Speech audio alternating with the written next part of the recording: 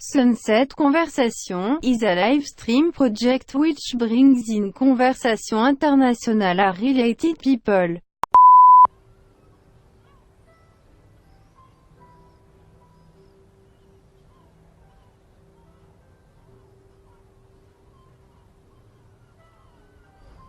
Hi everyone, we're back at Sunset Conversations after a really long break. It's been 2 months and this is the 17th session. So I'm waiting for a big artist tonight, and before he connects with us, I just want to answer a few questions. First of all, thanks a lot for all your support. It's been really thrilling how much love I received from you guys in the past few months. The reason why I stopped doing sunsets is because I needed a break. It's actually quite overwhelming sometimes to put you through all this stress, and I had a big adventure. I had 5 solo shows in 2 countries in a month, and that was quite a big challenge for me, and all it went really well.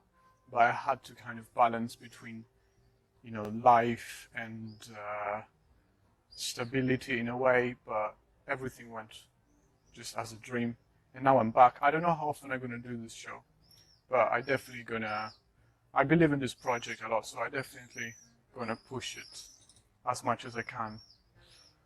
So I've been asked as well why I'm not doing a lot of art auctions recently, and that was because I had all these shows and I had to keep paintings for them, but I have lots of new art, and I have a few other shows coming up after summer, one in New York, one in Beirut, and in London. So after September I will be traveling again, and I just decided to have this 2 months kind of break in which I can focus on sculpture rather than anything else, and also enjoying a good time in this terrace, I believe. So Santiago is a young painter, older than me anyway, and is represented by one of the most interesting galleries in London, which is J.D. Malat. I suggest you visit the space because they're really selecting the best abstract artists in the contemporary scene. I met Santiago's work there and I fell in love straight away. It's just so full of energy, and in a way it kind of connects with what I do, but manually and in a thicker scale. Santiago today is going to speak with us about his ideas and how he developed his paintings, how he treats them as living creatures, and how you kind of select the successful one. They're just some instinctive works that sometimes selection could be something really hard.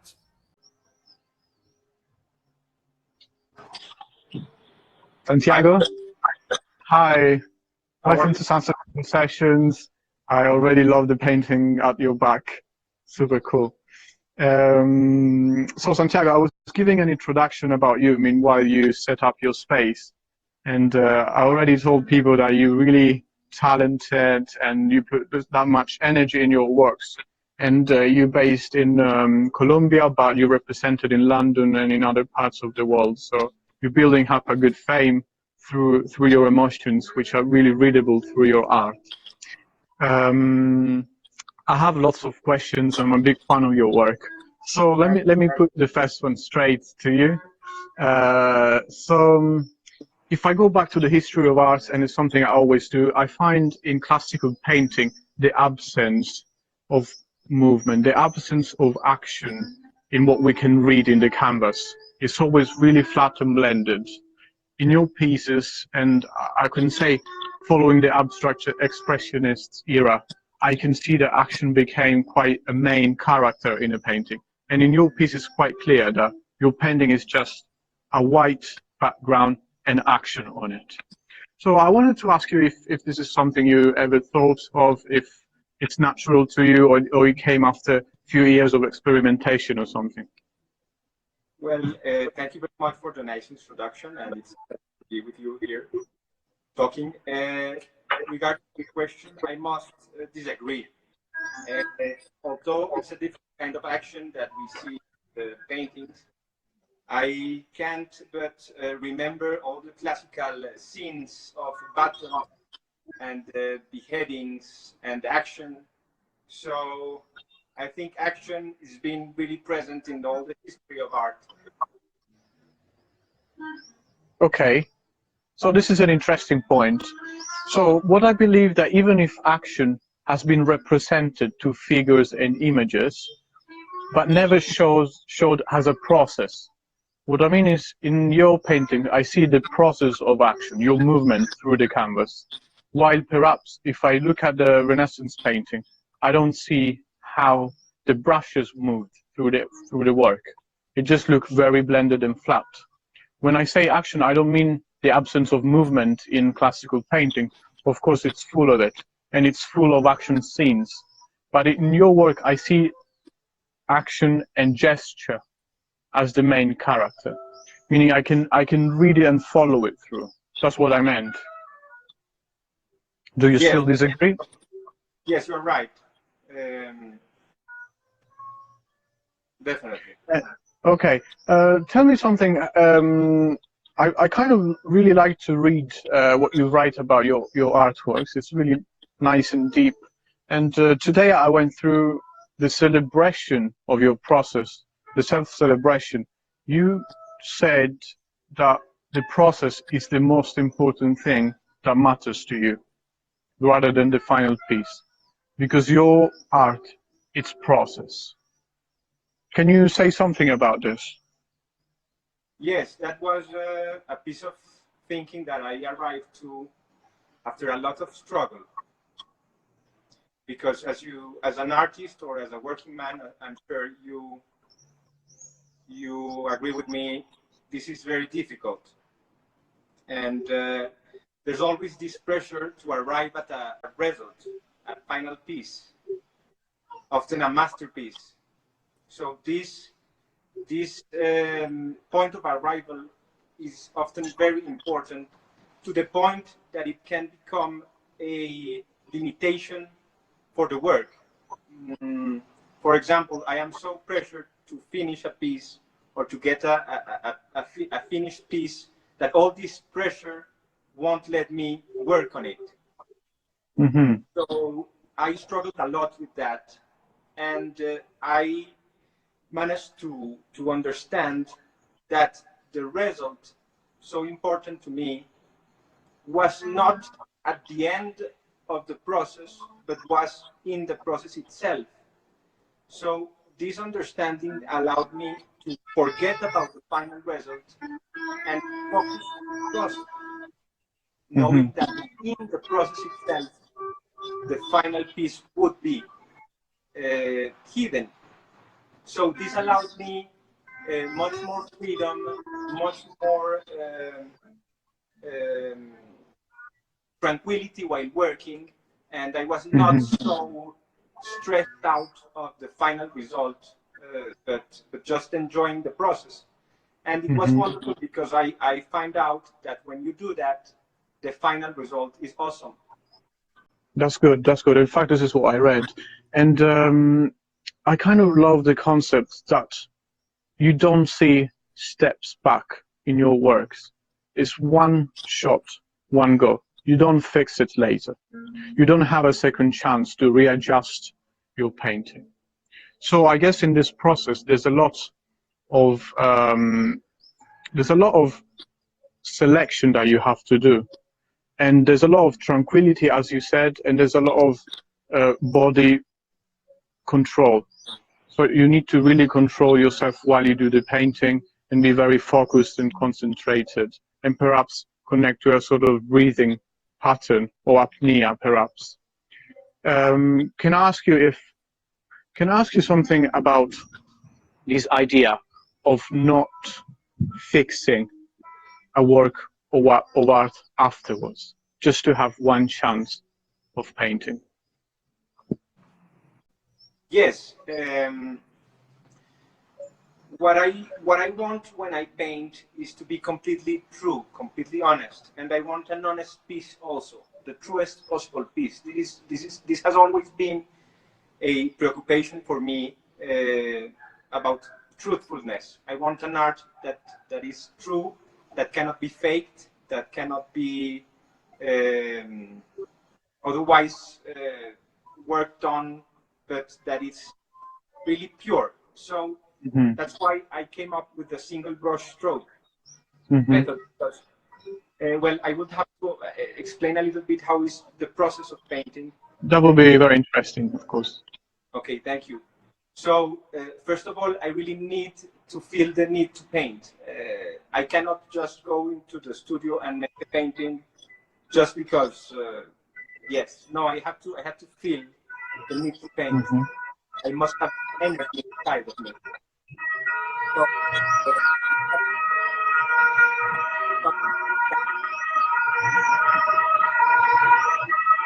and there's this energy that takes hold of me. And I enter into a trance, to a different state of consciousness. And this energy takes hold of my hands, of my brush, and moves the brush. And my work consists on letting this energy move freely in the canvas, and that I do not interrupt this process. So this happens very quickly. And while I am in that state, I am not in the same state as we are right now, talking and thinking and analyzing. I am in a state of doing, of present, and I am painting, but I'm not analyzing, I am not thinking. So it's a different state of consciousness. I only experience that when I am painting. And when this energy goes, when I feel that this energy has emptied itself out, that's when I know I have to stop painting, and then I take the brush out of the canvas. So this all happens in one single brush stroke. So this is this energy expressing itself out, and in the purest possible form. So I do not intervene. So it's completely honest or true as I can do, right? Great explanation, and I can tell you this is really visible. It's really visible, the unconsciousness that drives you through your art. Following that question and the dialogue we just did, I wanted to ask you, when I look at the black choice of stroke, I kind of imagine it as a footprint of this energy, and you don't want colors to interact with it. It's just going to be that energy footprint, like a black footprint. Can you tell me something about the choice of black?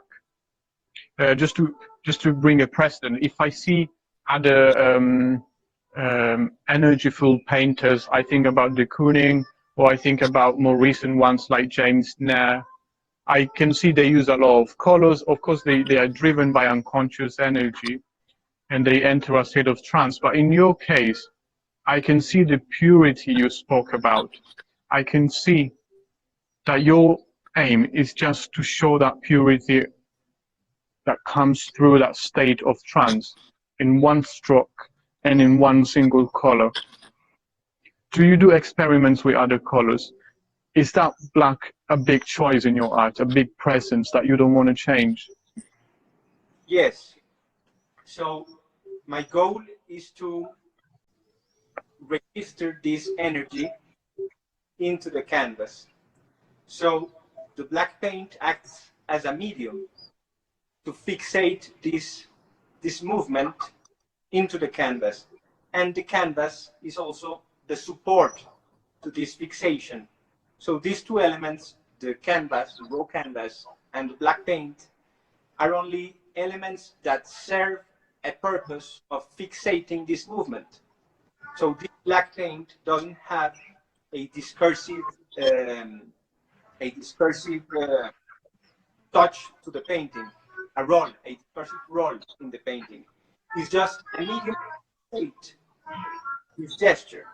So what I like about the black in my work is that it is not discursive. It doesn't mean death or it doesn't mean anything. It's just there to fixate movement. and the raw canvas is a support to fixate this movement. So that's why I use black, and I do not use other colors who would bring to the work other meanings. For example, red would mean blood or passion, and blue could Absolutely. mean water. And Hmm. that's not what I'm looking for. I'm just really want to focus on the shape of the of the of the shape. Yeah, I wanna focus on the shape because these Yeah, shapes are very interesting because I don't know what they are. They come from my end, and I cannot explain what they are because while I am doing them, I am in a different state of consciousness. One where there is no analytics, when there's no time to think about them. So for me, it's very, very interesting to focus on this state and not bring any other meaning to the work. fantastic. Okay, Santiago, that makes a lot of sense, and the black really helps to not distract your narrative. It's really clear, white and black, they are non-colors, and they kind of really work well with your aims. Can I ask you something? I read about this painting that for 4 months you neglected it. And then after 4 months in your studio, you looked at it and you realized how important it was because you enjoyed the moment while you made it. And you compared it to life in a way. Do you know what I'm talking about? Yes. I really loved what you wrote in that post. Can you tell me something about that painting? And then, meanwhile, you can say something about how your process of selection works. Yes. Well, one criteria that I use to know when a painting works or not is how I felt when doing it. And that painting, I really enjoyed doing it. But the result was so different than what I normally seek that I was put off by it and I didn't like it at first. But I didn't kill it like I normally do with the paintings that I don't like. I burn them. This one I let it stay in my studio for 4 months. And I kept looking at it while I passed by it. And she was telling me things. She was telling me something. She was speaking to me every time I saw it. So it was intriguing. And when so one day I made another painting, and I felt again that same feeling. And this painting I liked. So I remembered about that old painting, and I said, maybe that painting will work after all because I felt this amazing feeling again. So I looked at it again, and then I liked it. That's So good. I gave it a chance again, and now she's happily hanging in London. Cool, cool. So you're kind of talking about something therapeutical, like a cure as well, that you use painting as a treatment for your soul, for your emotions. Is that correct? Um, Like a therapy? yes, yes. Well, therapy is a very charged word, but I do need to paint. I do feel the necessity to paint. It's like something that is inside of me needs to come out, and the only way to do that is by painting. So I do need to paint. When I cannot paint because I am traveling, for example, I become to feel anguished and depressed. So I do need to paint, and also I love to paint. So that's why I do it. That's the main reason for me doing my work is the extreme joy I feel just before I begin to paint. While I am standing there in front of the canvas with my brush in my hand, this immense joy is addictive. I love it. That's why I keep painting. Interesting. Can I ask you something about your collaboration with the London gallery J.D. Malat? We made a beautiful exhibition in London. We went to the Sonamaco Art Contemporary Art Fair in Mexico, and we've been collaborating not almost for a year, and it's been great. It's been fantastic. Great. Great, Santiago. We're getting to the end now. It's been a good 20 minutes. I just want you, I really like the idea of expressing feeling and leaving the footprint in a white canvas. I really like the idea of having the need of painting and to not fear a white canvas and to just put your energy onto it without overthinking, just being yourself. I want you to say something about, I just wanted to send a message to people like to not fear emotions and to just put it in a white page and see what happens, because I think you're really succeeding at it, and I'd love people to really learn this kind of freedom of expression from you. Well, it's very hard, it's very hurtful, and I wouldn't recommend it to anyone. But certainly for me it's been life changing. Great. Santiago, so thanks again for staying with me for this good 20 minutes. I really enjoyed what you said and the way you said it. And perhaps we're going to meet in Colombia soon or in London. Well, Matteo, thank you very much. It's been a pleasure, and hopefully we will meet also in Sicily. Why not? Anytime, anytime. Thank you very much. Hope you enjoyed. Yes. Bye-bye. Bye-bye.